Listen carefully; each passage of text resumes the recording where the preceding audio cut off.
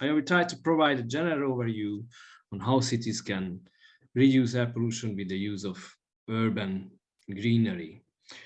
Outdoor air pollution is a major environmental health problem affecting everyone in low, middle, and high-income countries, and around 99% of the world's population lives in places where pollution levels exceed guideline limits of the World Health Organization.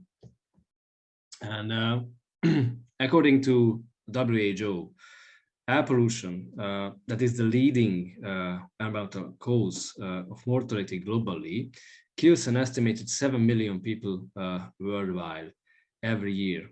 And this mortality is mostly due to exposure to fine particulates. But exposure to ozone and nitrogen dioxide is also linked to serious health risks.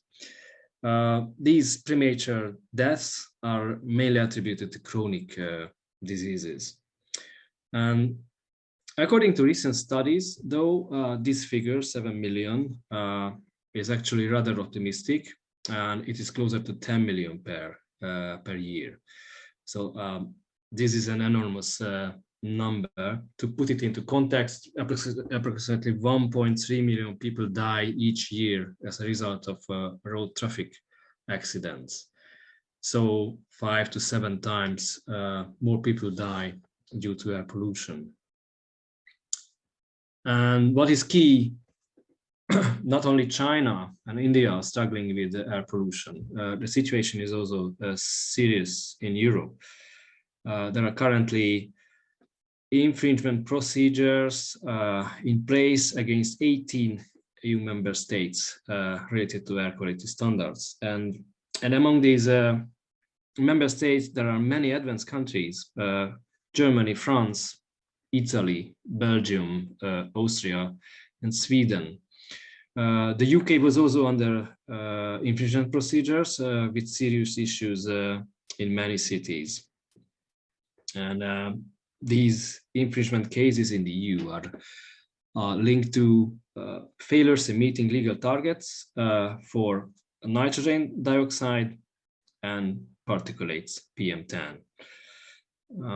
Mostly road transport is responsible for emissions of nitrogen oxides in the EU, while particulates are mainly emitted by residential and commercial sectors, mostly into domestic heating. Okay, about the impacts of air pollution on human health, how does air pollution kill? The majority of these deaths are linked to cardiovascular diseases and not to respiratory diseases, as one would assume. According to WHO estimates, almost 60% of outdoor air pollution-related premature deaths are due to cardiovascular diseases, including heart disease and stroke. And a much lower proportion is linked to respiratory diseases.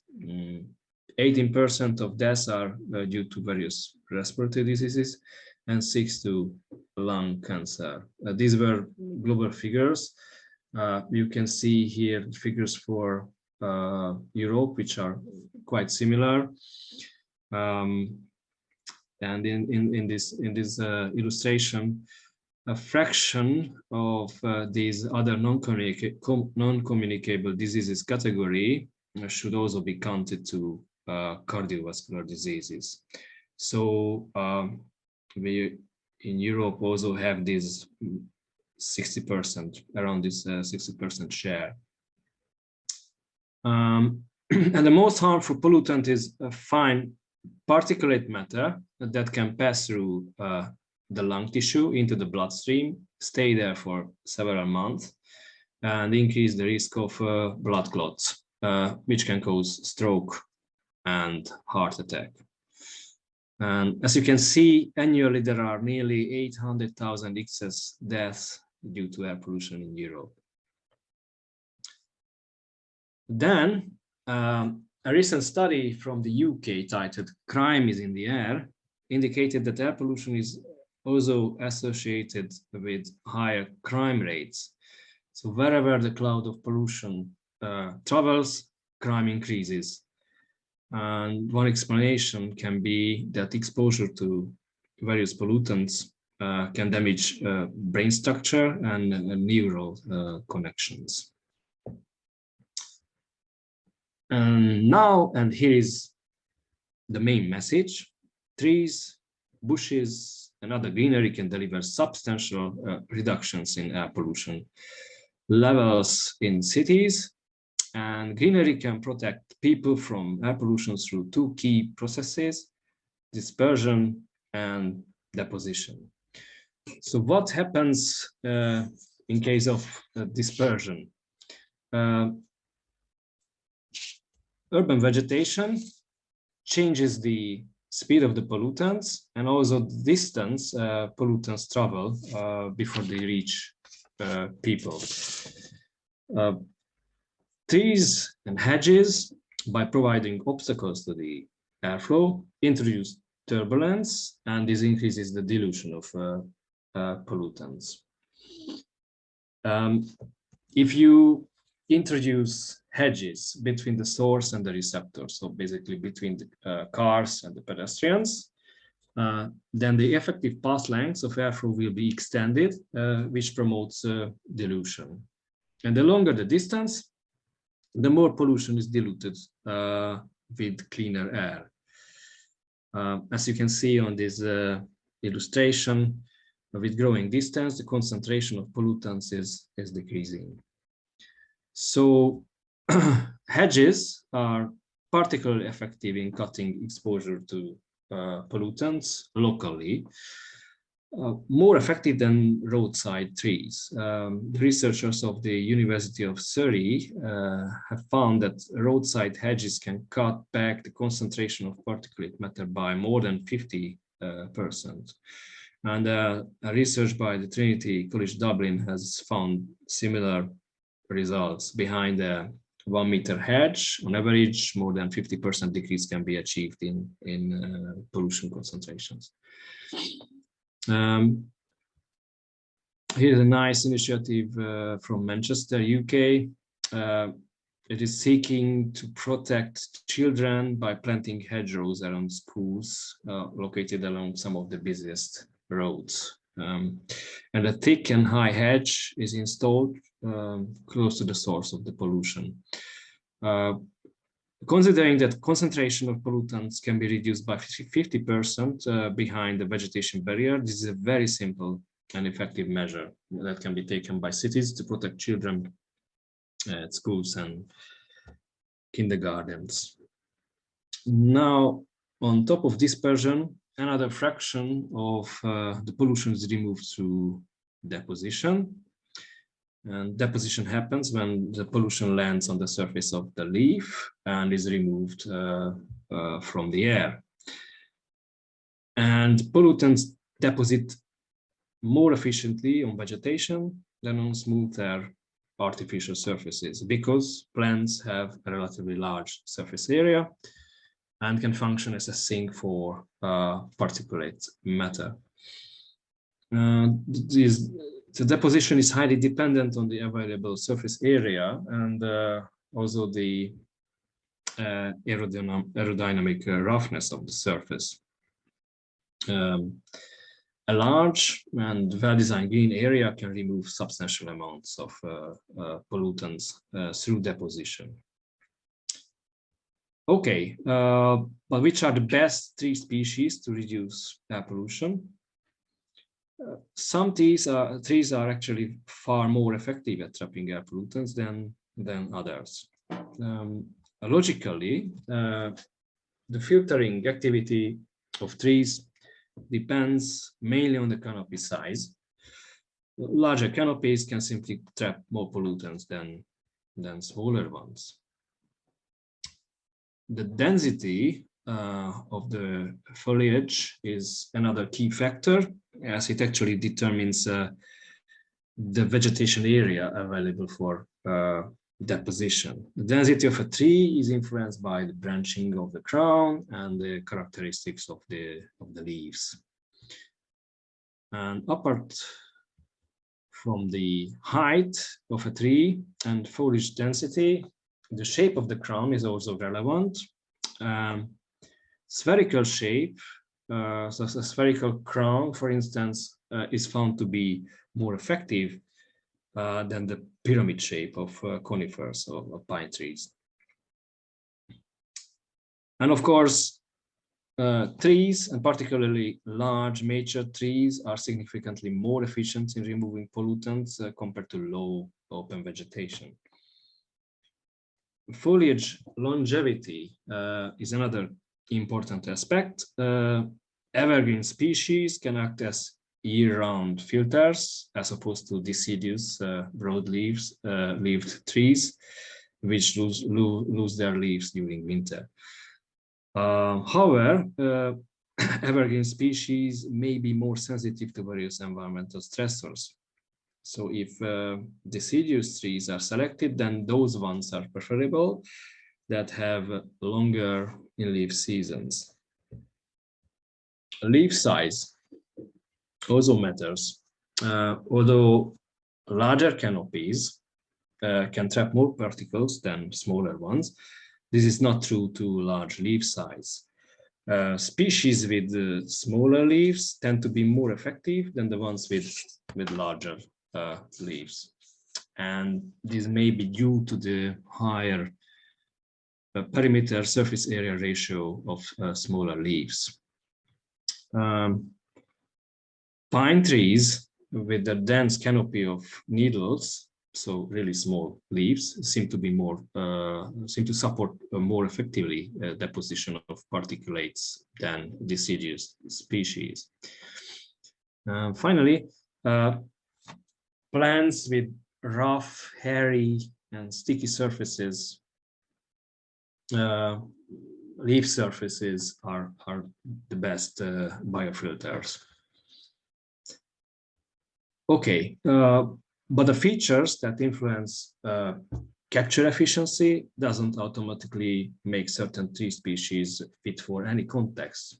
If you're designing larger green spaces, parks, or urban forests for pollutant capture, then the composition and the structure of the vegetation is probably even more relevant than picking various species with good filtration efficiency. In an urban area with multiple abiotic stressors, a complex, well-functioning urban ecosystem needs to be established that are able to survive for a long time. Plants must be adapted to various environmental conditions, topography, soil, humidity, and so on. Then greater species diversity leads to greater ecosystem health, of course, and increased tolerance to environmental stressors. So ecological links among various plant species also need to be considered.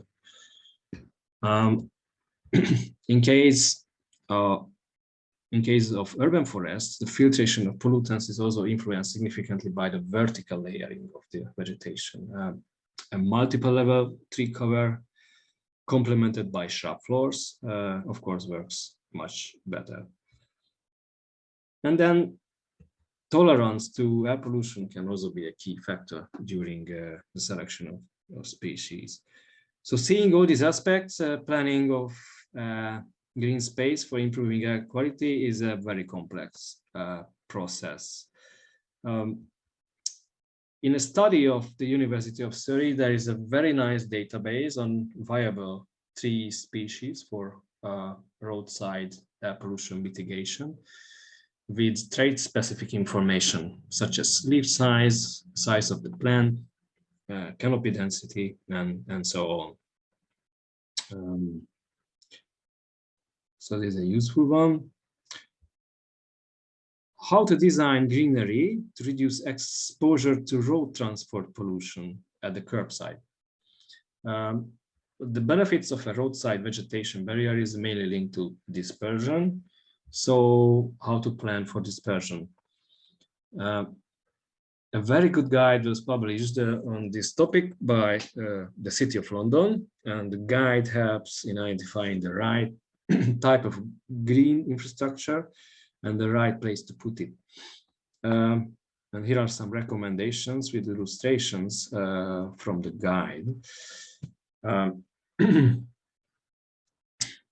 On a very busy roads, air pollution at the street level is usually worse than above the buildings.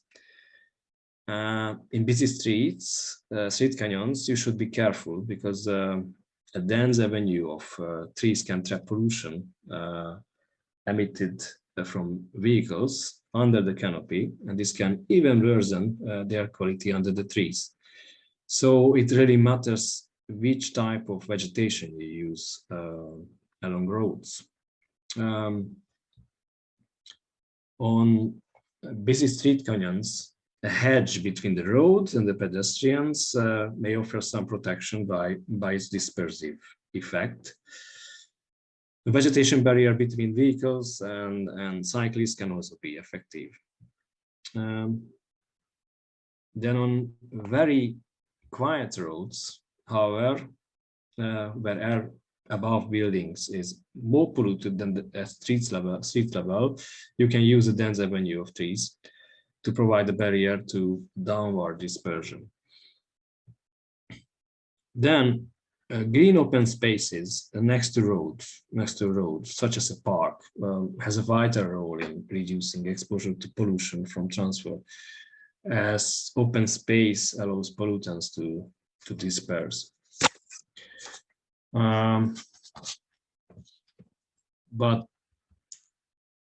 if the priority is to protect people further away from the road, then a dense line of trees combined with a hedge some distance from the road can be very effective. More effective, of course, than having simply a green open space. But if the goal is to protect people right next to an open road, then once again a hedge should be used between the road and the pedestrians. So knowledge of the local context is very relevant for selecting the right type of greenery along roads. Yeah, this is a summary of these different situations. How greenery should be designed for deposition.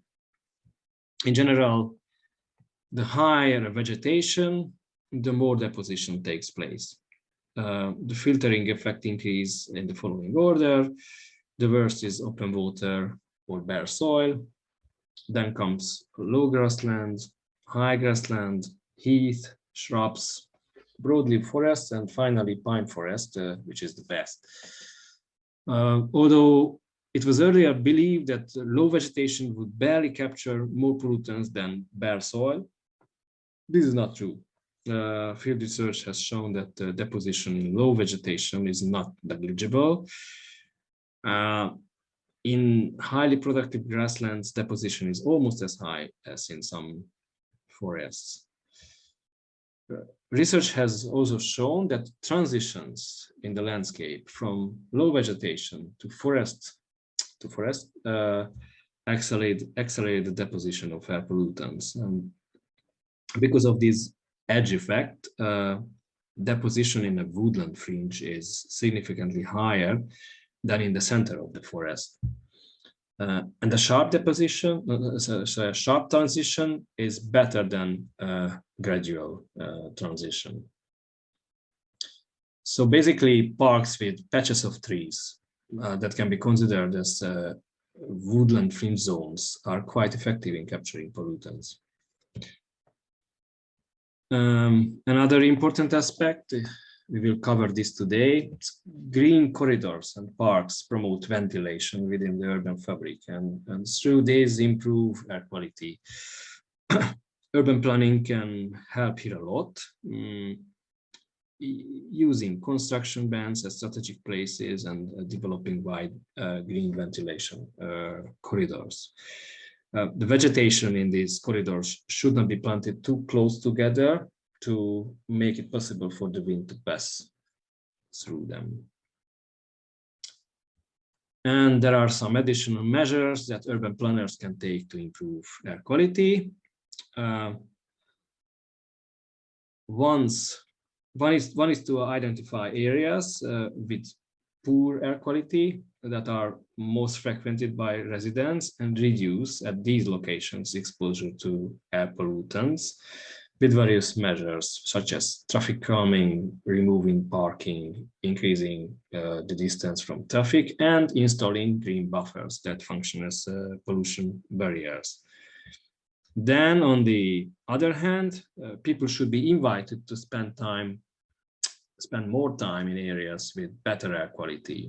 Such areas can be made more welcoming and comfortable by creating wider sideways, developing space for social interactions by narrowing the road width available for cars, and by adding new greenery.